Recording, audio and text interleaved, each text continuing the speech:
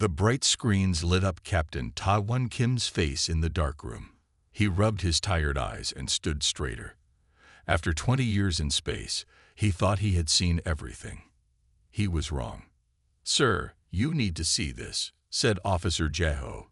His voice shook slightly as he pointed to the main screen. Ta-Won looked up. The screen showed a ship unlike any he had ever seen. It was huge, at least 3 times the size of Earth's largest vessel. It looked like it was made of shifting metal that moved like water. Strange lights pulsed along its sides. "Where did it come from?" Ta-Won asked. "It just appeared, sir. Our sensors didn't pick up anything until it was right there." Ta-Won pressed a button on his uniform. "This is Captain Kim. All senior staff to the command center now." Within minutes, the room filled with people. Commander Jisoo Park was the first to arrive. Her sharp eyes took in the screen, and her mouth tightened into a thin line. "First contact?" she asked quietly. "Looks that way," Ta-Won replied. Professor Han Bin Lee rushed in next. As Earth's top expert on possible alien life, he had waited his whole life for this moment. "Extraordinary," he whispered, moving closer to the screen. "The ship's surface appears to be both mechanical and organic." "Are they friendly?" asked Jisoo, always focused on the most important question. As if in answer, the strange ship sent out a signal. The communication officer, my son, jumped slightly when it came through. "Captain, they're sending a message. It's in our language." "Put it on speaker," ordered Ta-Won. A calm, clear voice filled the room. It sounded almost human, but with an odd rhythm that made the hair on Ta-Won's arms stand up. "People of Earth, we are the Galactic Confederation. We come with urgent news. Your world is in danger." Ta-Won exchanged looks with Jisoo. This was not how they had imagined first contact. "This is Captain Ta-Won Kim of Earth Space Station 1. We receive your message. What kind of danger threatens Earth?" There was a pause. Then the voice spoke again. "We request permission to send a representative to explain. The matter is too complex for simple messages." Ta-Won covered the microphone and turned to his team. "Thoughts?" "It could be a trick," said Jisoo, always cautious. "Or it could be real help," countered Hanbin. "We can't ignore a warning." Ta-Won nodded and pressed the communication button again. "We agree to meet your representative. Please send one person only, unarmed." "Understood," replied the voice. "Prepare for arrival." The main docking bay was cleared of all but essential personnel. Ta-Won, Jisoo, and Hanbin waited as the airlock cycled. Security officers stood at a respectful distance, weapons ready but not raised. The inner door opened, revealing a tall figure. It stepped forward, and everyone stared. The alien stood about 7 feet tall. It looked like a bird and a human mixed together. It had a mostly human shape but was covered in shimmering blue-green feathers. Its face had 2 large, multicolored eyes that seemed to see everything at once. When it moved, it was with a grace that made it seem almost like it was floating. "I am Ambassador Excelsior of the Galactic Confederation," it said, its voice the same as the one they had heard over the speakers. "I bring greetings from the 17 sentient species of our alliance." Ta-Won stepped forward. "I am Captain Kim. This is Commander Park and Professor Lee. Welcome to Earth Space Station 1. The alien bowed slightly. "I wish our meeting came under better circumstances." They moved to the station's conference room. The alien sat carefully in a chair designed for humans, looking somewhat uncomfortable but not complaining. "Tell us about this danger," said Jisoo, never one to waste time. Zelther's feathers seemed to darken slightly. "They are called the Void Hunters. They are an ancient species that travels through the galaxy consuming worlds." Hanbin leaned forward. "Consuming? You mean they take resources?" "They take everything," said Zelther. "Life, resources, even parts of the planet itself. Nothing remains but empty husks of worlds." Ta-Won felt a chill run down his spine. "And you believe they are coming here?" To Earth. We know they are, said Sulthur. We have tracked their path across 12 star systems. 11 civilizations have already fallen. Your solar system is next. The room fell silent as the news sank in. How much time do we have?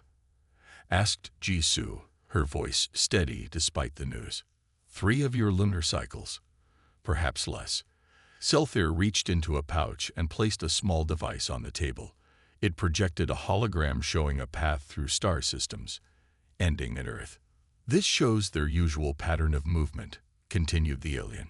The Confederation offers evacuation for a selection of your species. We can transport enough of your people to preserve your genetic legacy.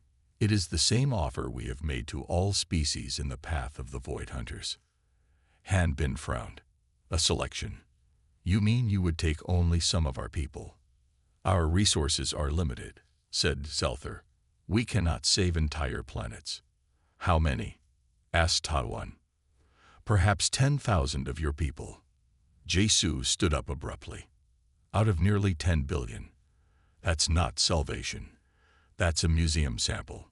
Sulthur's feathers ruffled slightly. It is better than extinction. What defenses have worked against these void hunters? Asked Taiwan, trying to keep the conversation productive. Sulthur's large eyes dimmed. Nothing has worked. They adapt to every weapon, every strategy. This is why the Confederation survives by retreat, by sacrifice. It is the way of the cosmos. You mean no one has ever successfully fought them off? Asked Han Bin. No civilization has survived direct conflict with the Void Hunters. Taiwan exchanged glances with Jisoo. Both knew humanity would not accept such terms.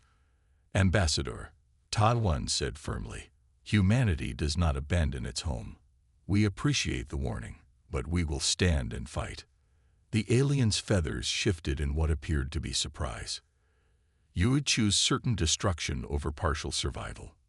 We would choose to fight for our home, corrected Jisoo. Humans have a long history of beating impossible odds. Sulthur studied them for a long moment. Your species is unlike others we have encountered. Most accept our offer immediately. Can you share information about these void hunters? Asked Han Bin. Their biology, technology, anything that might help us prepare. We can share what we know, said Sulthur. Though I must warn you, it will not be enough. Let us worry about that, said Taiwan. We need to contact Earth's leaders immediately. As they prepared to send the message to Earth, Sulthur watched them with growing curiosity. The aliens' multicolored eyes followed their movements as they worked quickly and efficiently. You truly believe you can fight them? Sulthur asked quietly. We have to try, said Taiwan. It's who we are. The alien's feathers rippled in what might have been respect. Then we will watch, as we always do. Perhaps humanity will teach the stars a new lesson. Within hours, Earth's governments were in emergency sessions. Panic was kept to a minimum as leaders gathered to form a united response. The Galactic Confederation ship remained in orbit, a constant reminder of the threat approaching from the darkness of space. In his quarters, Taiwan looked out at the stars. Somewhere out there, the Void Hunters were coming. He thought about all the people on Earth, families, children, everyone going about their lives not knowing what was heading their way. We will find a way, he whispered to himself. We always do. A soft knock on his door interrupted his thoughts. Jisoo entered, carrying a datapad. Earth's United Defense Council wants us to come down for an emergency meeting, she said. They're gathering the best minds on the planet to find a solution. Taiwan nodded. And the Confederation? Are they offering any real help? Just information and evacuation. Sulthur seemed surprised we even asked for more. Jisoo's expression hardened. They've given up fighting. They just run and hide. That's not our way, said Taiwan. No, agreed Jisoo. It's not. As they prepared to return to Earth, the Confederation ship sent another message. We will observe your preparations with interest. No species has chosen this path before. Taiwan smiled grimly as he replied. Then watch closely. Ambassador. Humanity is about to make history. The stars seemed to shine a little brighter as the Earth began to prepare for the greatest fight in its history. The Void Hunters were coming, but humanity would not go quietly into the night. They would stand and fight, and the aliens would watch in awe as humanity's bravery turned the tide. The grand meeting hall in Seoul was packed with people. Leaders from every nation sat around a massive round table. Screens on the walls showed the faces of those who could not attend in person. Everyone looked worried, but determined. Captain Ta-won Kim and Commander Ji-soo Park sat near the head of the table. They had come directly from the space station to share what they had learned from Ambassador Selther. President Min Ji-kwon stood up, her face serious but calm. "We face the greatest threat in human history," she said, "but we will face it together." She nodded to Colonel Do-hyun Kang, who stepped forward. He was tall and lean, with a scar across his right cheek from an old battle. As the head of Earth's defense forces, everyone respected his opinion. "The Void Hunters have destroyed 11 civilizations," he said, "but they have never faced humanity before." He pressed a button, and a large screen lit up behind him. It showed detailed plans for a new kind of defense system. "This is Project Aurora," he announced, a shield made of thousands of electromagnetic pulse generators all around the planet. According to the data from the Confederation, the Void Hunters use a hive mind linked through quantum connections. If we can break those connections, we might have a chance. A small woman with short black hair and intense eyes stepped forward. "I am Dr. Soo Jin-yoon," she said. "I designed the Aurora system. The math works, but we've never built anything this big before. We will need every country to work together. Every power plant, every energy source on Earth must be connected to make this work." "And if it fails?" asked a leader from Europe. Soo Jin met his gaze without blinking. "Then at least we tried to save everyone. The other option is to leave billions to die." The room was quiet as everyone thought about this. Another person stepped up to the front. He was younger than the others, with glasses and hands that moved quickly as he talked. "I am Engineer Hyun-woo Choi," he said. "While the Aurora shield disrupts their communication, we will attack with these." The screen changed to show small, sleek missiles. These are filled with nanites, tiny machines that can get inside the Void Hunter ships and change how they work from the inside. "Can these really stop such advanced enemies?" asked someone from the back of the room. Hyun-woo nodded. "The Confederation data shows that the Void Hunters are part machine, part living creature. Their weakness is that they need constant connection with each other. If we break that connection and then change their basic programming, we might be able to stop them." President Kwon stood up again.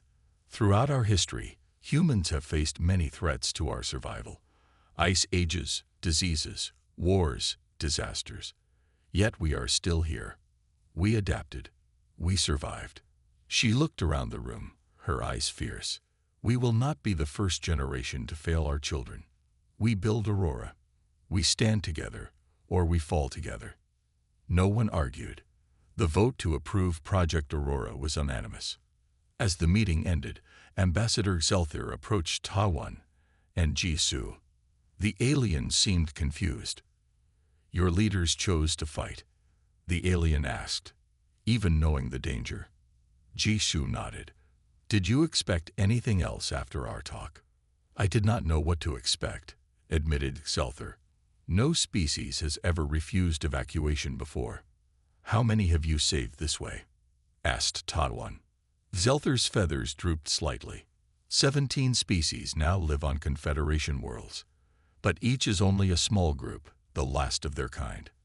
"And how many worlds have been lost?" pressed Ji-soo. 11 in this sector alone," said Selther. "Many more before my time." Tai-won shook his head. "Then it's time for a new approach. We're going to fight, and we could use your help." "The Confederation does not fight the Void Hunters," said Selther.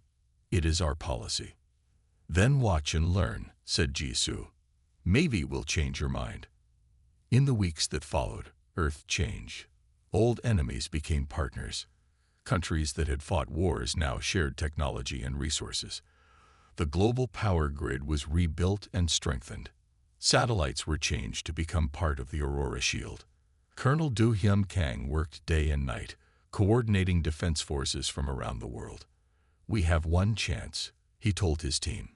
"We must be ready." Dr. Su Jin-yoon barely slept as she fine-tuned the Aurora system. The electromagnetic pulse had to be strong enough to disrupt the Void Hunters, but not so strong that it damaged Earth's own systems.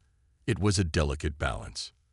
Engineer Hyun-woo Choi led the team building the nanic missiles. Children from schools all over the world wrote messages of hope on the missiles. "Come back safe," one said. "Save our home," said another.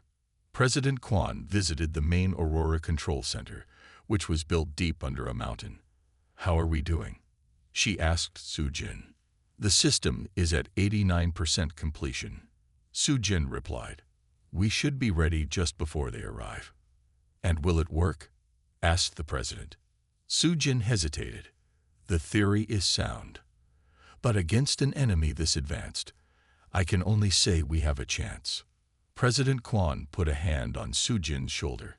"A chance is all humanity has ever needed." In space, the Confederation ships watched Earth's preparations with growing interest.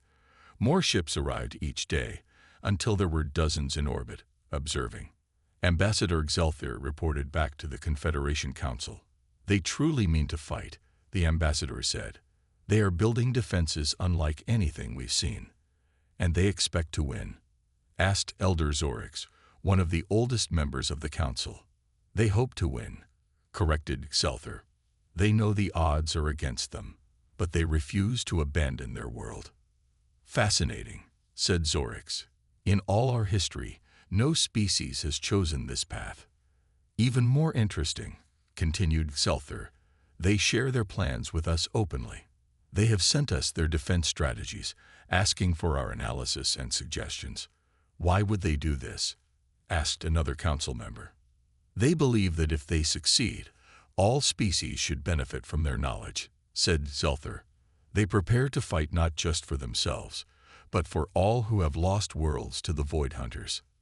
The council was silent, considering this new information. Back on Earth, as the final preparations were made, Ta-1 was assigned to command Earth's newest and most powerful ship, the ESS Prometheus.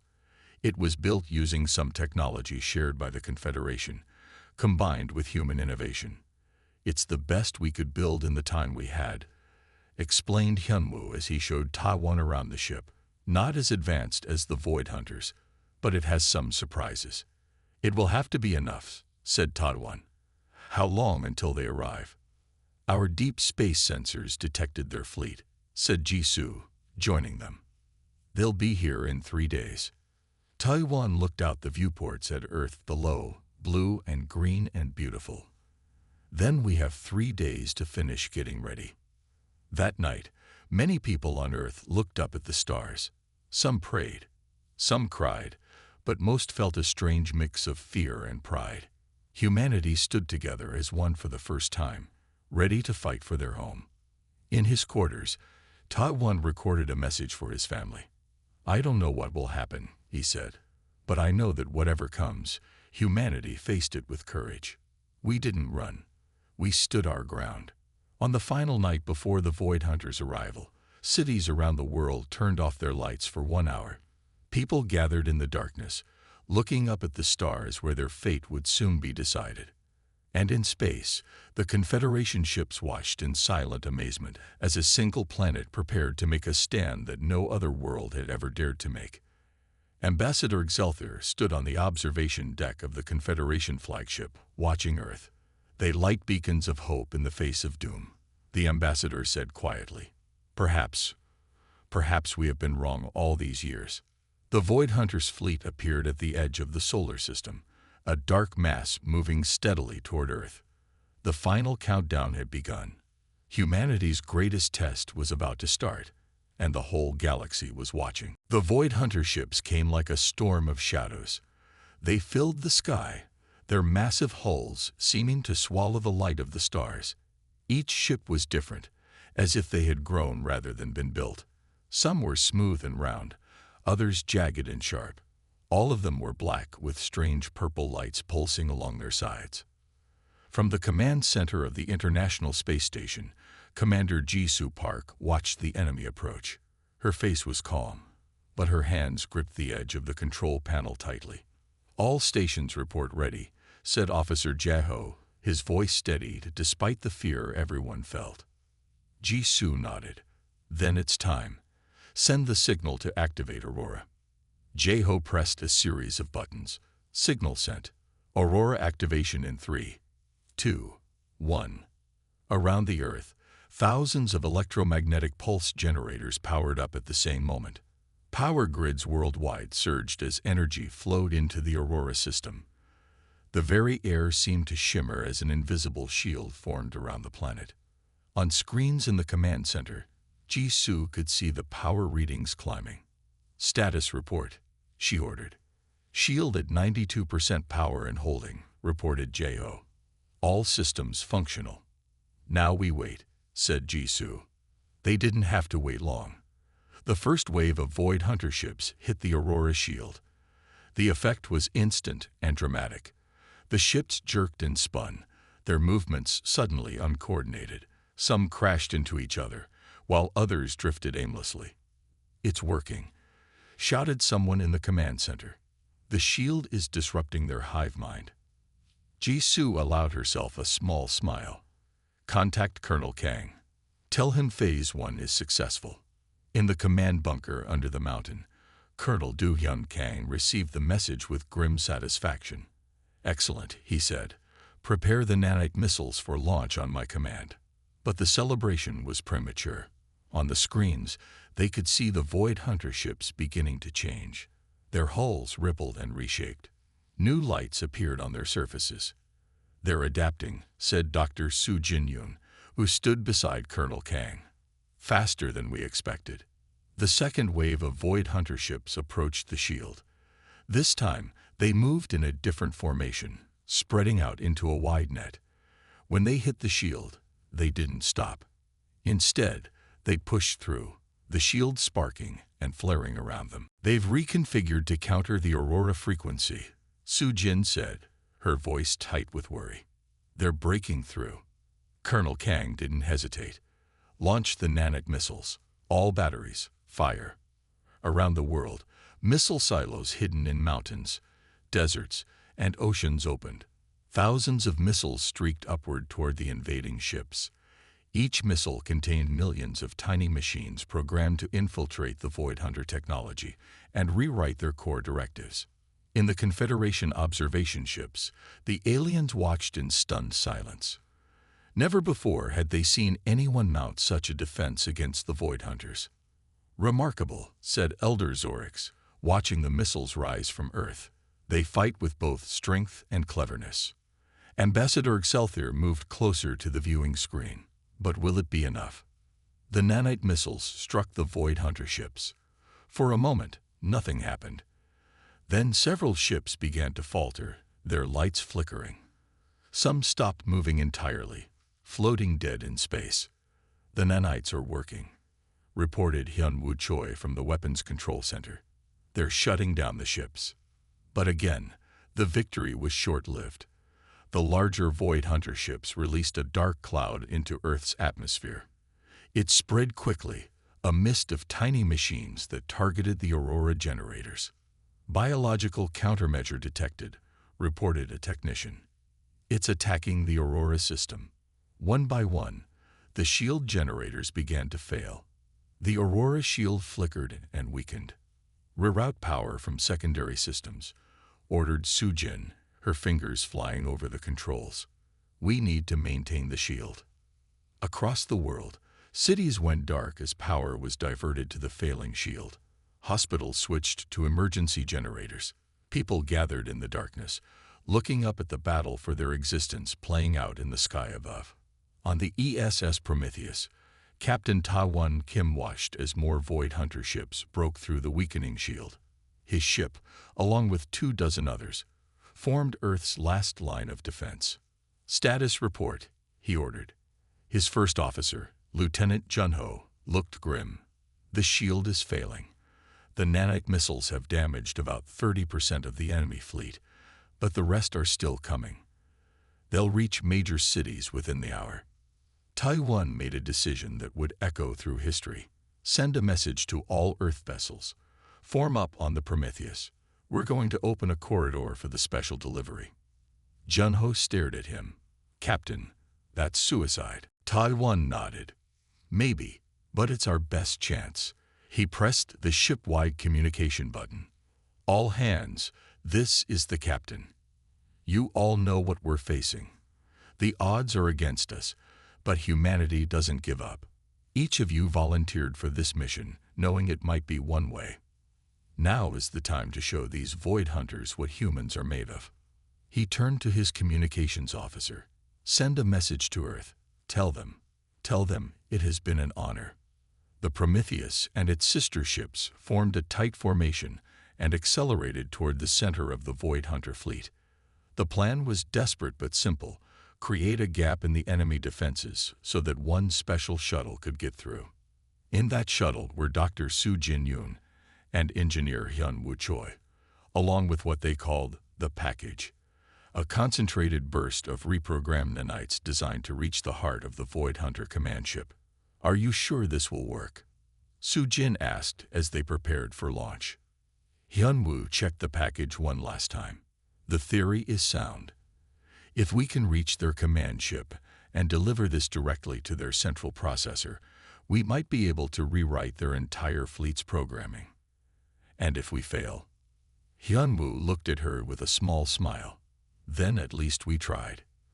The shuttle launched from a hidden base in the mountains, racing to join the Prometheus at the rendezvous point.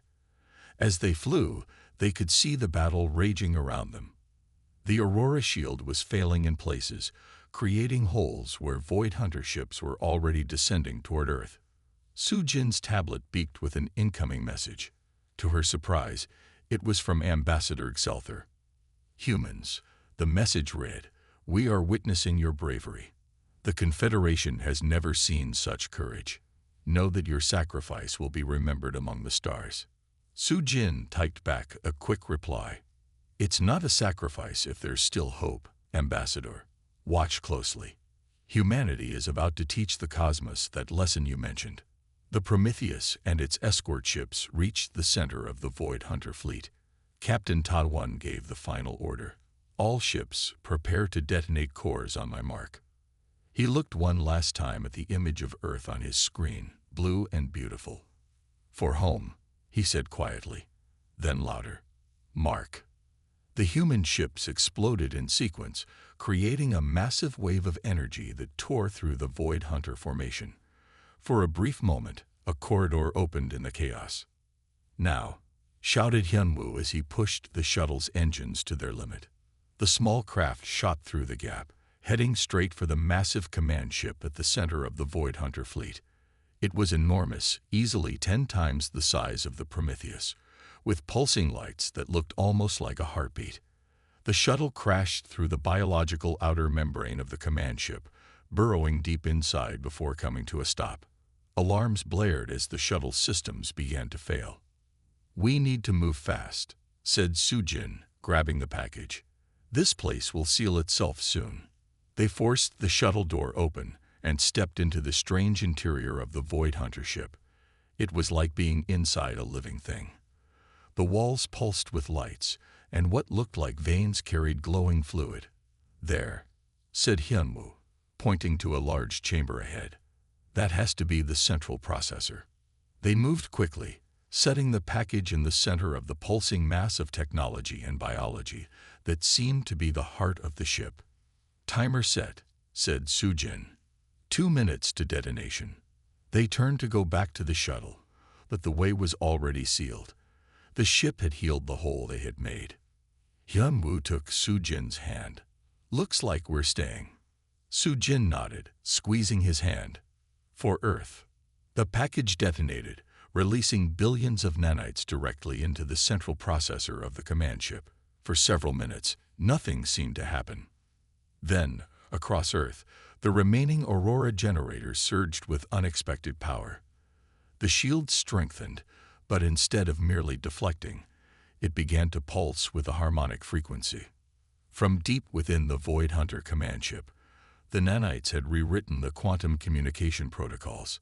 The ships were not being destroyed, they were being reprogrammed. The battle was about to take a turn no one expected. For several long minutes after the package detonated, nothing seemed to happen. In command centers around the world, people held their breath, watching their screens for any sign of change. Colonel Du Hyun Kang stared at the main display in the mountain bunker. What's happening? Do we have any contact with Su Jin and Hyunwoo? No, sir, replied a communications officer. Their shuttle signal is gone. We must assume. Assume nothing, interrupted Du Hyun. Not until we know for sure. Suddenly, alarms began to sound. The remaining Aurora generators around the world surged with power. Energy readings jumped off the charts. The shield, shouted a technician. It's getting stronger, but it's changing. On screens worldwide, people could see the Aurora shield shifting from its original blue color to a pulsing purple, the same purple as the lights on the Void Hunter ships. The nanites, whispered Du Hyun. They did it. In space, the Confederation ships watched in amazement as the Void Hunter fleet stopped its attack. Some ships began to retreat. Others simply powered down, drifting in orbit like empty shells. Ambassador Excelsior broke all protocols and opened a direct channel to Earth. Humans, what have you done? The Void Hunters, they're retreating.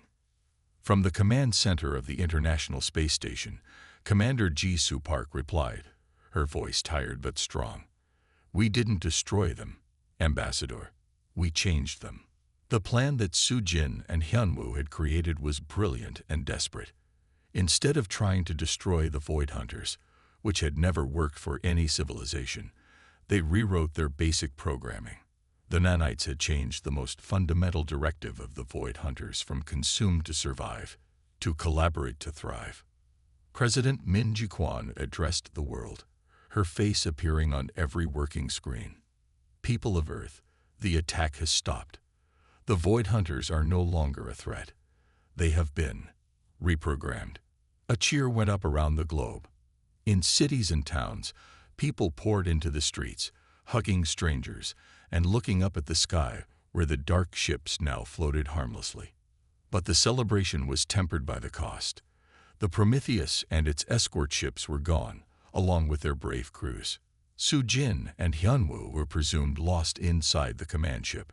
The Aurora shield had saved the planet, but many generators had been destroyed, and parts of the global power grid would take months to repair. 3 days after the battle, as Earth began to rebuild, the Confederation ships descended openly for the first time. They landed in an open field outside Seoul, where world leaders gathered to meet them.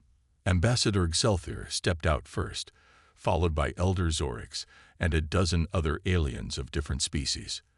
They moved slowly, almost reverently, as they approached the human delegation. President Kwon stepped forward to greet them. Welcome to Earth, Ambassador. It seems we have much to discuss. Zelther bowed deeply, a gesture the ambassador had learned from studying human culture. Indeed we do, President Kwon. The Confederation Council has sent me to deliver a message. The gathering moved to a large tent set up for the meeting. Inside, representatives from every nation on Earth sat alongside the alien visitors. For thousands of years, began Elder Zorix, the Confederation has survived by running, by sacrificing worlds to preserve our existence. We watched your stand with scientific curiosity, expecting to witness another extinction. Instead, we have witnessed a revelation. The Elder's multifaceted eyes seem to shine with emotion. Humanity has shown us there is another way. Not retreat, but innovation. Not surrender, but transformation. Not fear, but hope. The Confederation formally invites Earth to take a leading role among our stars. The void has been bright with your courage, and we wish to learn from it. Professor Han Bin Lee, who had lost his entire research team in the battle, stepped forward. And what of the transformed Void Hunters? What will happen to them now? They appear to be in a state of dormancy, awaiting new directives, explained Selther. You have essentially given birth to a new species, one that may choose cooperation over consumption. Colonel Do-hyun nodded thoughtfully. And the crews of our ships? Do we know if anyone survived? A look of sadness passed over Selther's features. The human ships that created the corridor were completely destroyed. We have found no survivors. The room fell silent, remembering the sacrifice. Then a commotion at the entrance drew everyone's attention. Two figures entered, supported by medical staff. They were thin and weak, but unmistakably alive. Soo-jin, Hyunwoo, gasped Do-hyun, rising to his feet. Dr. Soo-jin-yoon and Engineer Hyunwoo Choi smiled tiredly as the room erupted in applause and cheers. They were helped to seats at the table. How did you survive? Asked President Kwon. The command ship, said Soo-jin, her voice hoarse. After the nanites changed its programming, it didn't see us as enemies anymore. It kept us alive in some kind of stasis chamber until it could figure out what to do with us. One of the smaller Void Hunter ships brought us to a Confederation vessel yesterday, added Hyunwoo. They found us and brought us home. This confirms our readings, said Selther excitedly. The Void Hunters aren't just dormant. They're actively trying to understand their new directive. They're learning cooperation. As the meeting continued, plans were made for Earth's recovery and its new role in the Confederation. Trade agreements were discussed, along with the sharing of technology and knowledge. 1 week later, a memorial service was held for those who had given their lives in the battle. Captain Ta-won Kim's name headed the list of heroes who had flown the Prometheus and its escort ships into the heart of the enemy fleet. At the service, Commander Ji-soo Park spoke of her friend and colleague. Ta-won believed that courage wasn't about not being afraid. It was about being afraid and doing what needed to be done anyway. He and his crew faced their fears and saved our world. We will honor them by facing our future with the same courage. As the sun set on the memorial, the sky filled with lights, not the threatening shadows of the Void Hunter ships, but thousands of small drones carrying candles. They formed a pattern of stars, a new constellation in the shape of the Prometheus. In the months that followed, Earth began to heal. With help from Confederation technology, the damage from the battle was repaired. The global cooperation that had been born of necessity continued in peace. Old conflicts seemed small compared to what humanity had faced together. The transformed Void Hunter ships remained in orbit, slowly awakening to their new existence. Some began to communicate with Earth scientists, sharing knowledge from the civilizations they had once destroyed. It seemed that memories had been preserved, even as the drive to consume had been changed. Ambassador Xelthir became a permanent representative to Earth, helping to guide humanity's integration into the wider galactic community. In a private conversation with President Kwon, the ambassador confessed, "We have been hiding among the stars for so long, we forgot there were other options. You have given the galaxy a gift beyond measure, the gift of standing together instead of running away." A year after the battle, the first human ship, named the Phoenix, launched to visit the Confederation homeworlds. Dr. Soo-jin-yoon and Engineer Hyunwoo Choi were among the crew, along with Professor Han Bin Lee and Colonel Do-hyun Kang. As the Phoenix left Earth's orbit, it was escorted by 3 former Void Hunter ships, now allies in exploration rather than consumption. Commander Ji-soo Park, who had been given command of Earth's new space defense force, watched them go. "Safe journey," she whispered. Taiwan would be proud. The stars seemed brighter somehow as humanity took its place among them. Not as refugees or survivors, but as teachers of courage and hope. The species that had shown the galaxy there was another way. The Confederation archives would later mark this event as the Terra Inflection, the moment when the galaxy's approach to existential threats fundamentally changed. Retreat was no longer the only option. Transformation became possible, and humanity, the species that showed the way, would go on to lead the Confederation into a new era of exploration and discovery, carrying with them always the memory of those who gave everything so that hope might live among the stars.